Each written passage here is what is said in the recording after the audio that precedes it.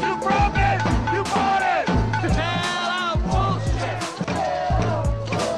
Bush and Carlson are taking our hard-earned tax dollars to buy useless junk financial instruments from Wall Street, right, that have no value. They're just going to assign an arbitrary value on it just to infuse a lot of cash into the pockets of the people that got us into this mess. So people are bringing their junk, and they're putting about arbitrary value on it, just like the Wall Street bankers are, and saying, bail me out too.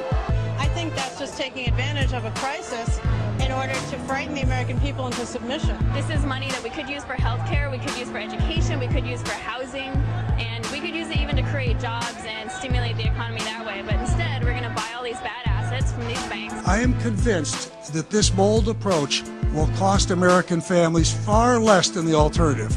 A continuing series of financial institution failures and frozen credit markets unable to fund everyday needs and economic expansion. Again, I'm frustrated. The taxpayer is on the hook. The taxpayer is already on the hook. The taxpayer already is going to suffer the consequences if things don't work the way they should work.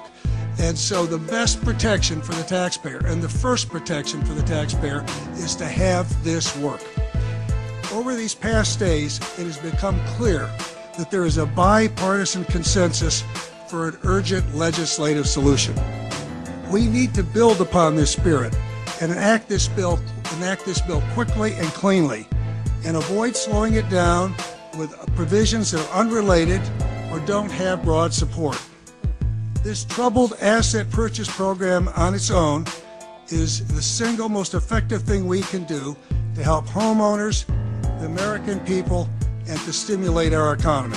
Bonuses of $38 billion to themselves. Secretary Paulson came to us just having received a $39 million bonus from Goldman Sachs. Came here to the applause of the Wall Street elites and others. His first crisis was Bear Stearns.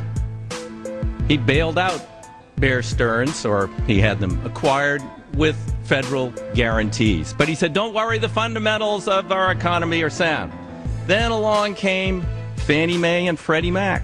He wanted Congress to give him an unlimited line of credit, but don't worry, it's only a crisis of confidence. Their fundamentals are sound. They probably won't even need the line of credit. Congress went along with that. I voted no. Madam Speaker, I rise in strong opposition to this bill because it won't solve our problem. It is said that we're in a liquidity crisis and a credit crunch, and all we need is more credit. The Federal Reserve has already injected over $1 trillion worth of credit, and it hasn't seemed to help a whole lot. Injecting another $600 or $700 billion will not solve the problem. I think one of the reasons why we're floundering around here is that we don't understand the problem, because instead of it being a credit crunch, I think it's a lot more serious than that.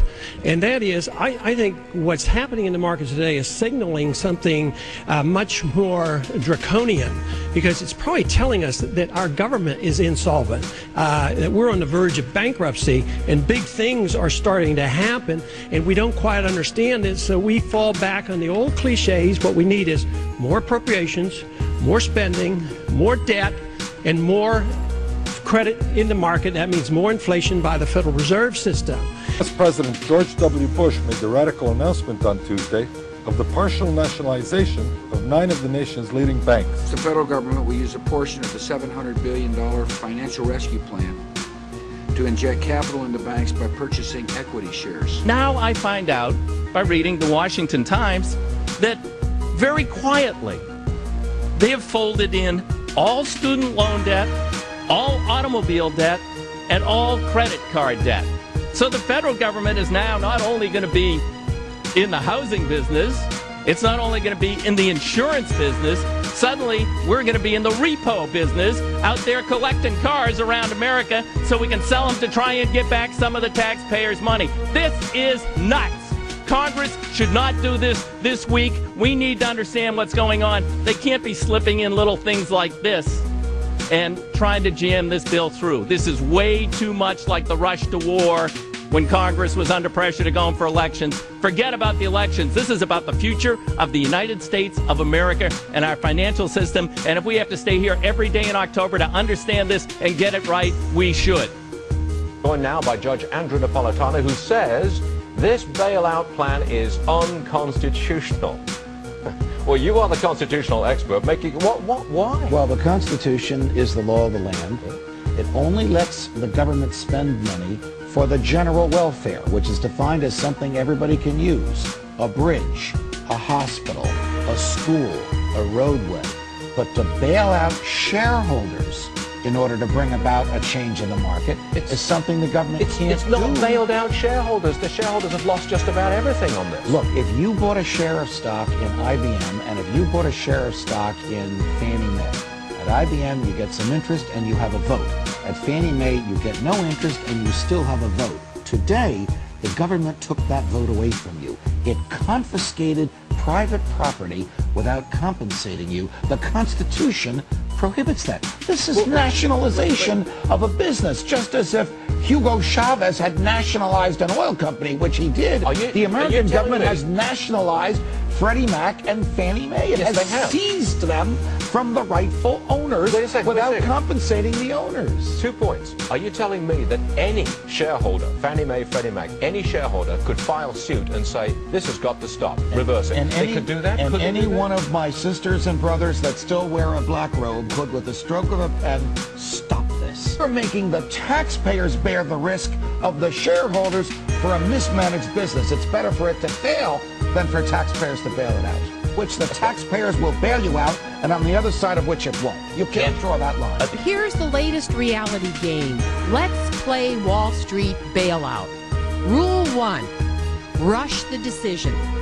Time the game to fall in the week before Congress is set to adjourn and just 6 weeks before an historic election, so your opponents will be preoccupied, pressured, distracted, and in a hurry. Rule 2, disarm the public through fear. Warn that the entire global financial system will collapse and the world will fall into another Great Depression. Control the media enough to ensure that the public will not notice that this bailout will indebt them for generations, taking them from trillions of dollars they earned and deserve to keep. Rule 3, control the playing field and set the rules. Hide from the public and most of the Congress just who is arranging this deal. Rule 4, divert attention and keep people confused. Manage the news cycle so Congress and the public have no time to examine who destroyed the prudent banking system that served America so well for 60 years after the financial meltdown of the 1920s. Rule 5, always keep in mind the goal is to privatize gains to a few and socialize losses to the many. For 30 years, in one financial scandal after another, Wall Street game masters have kept billions of dollars of their gains and shifted their losses to American taxpayers. When Paulson first put this out there, it was supposed to cover only the bad loans of the mortgage companies. You ready for this? Now they're saying, well, it can't be just the U.S. banks. This is, we're in a worldwide system. So we're going to do bailouts of all of the major banks, including ones in Switzerland, Germany, Hong Kong. Deutsche Bank? Why is the United States taxpayer doing a bailout of Deutsche Bank or the United Bank of Switzerland? Now, I know why. They're all interconnected, right? I understand. But at the same time, why is only the United States paying for it? Now, Bush assures us, no, we've asked the coalition of the willing to chip in. Already Britain said, yeah, here, take this. Here's what I got for you, squat. Right? Why would they pay if we promised to pay? And then here's another fun little provision. Before it was just the mortgage assets. Now they're like, yeah, it's a little restrictive. You know what we'd like? We'd like to be all bad loans. Pause, think about that for a second.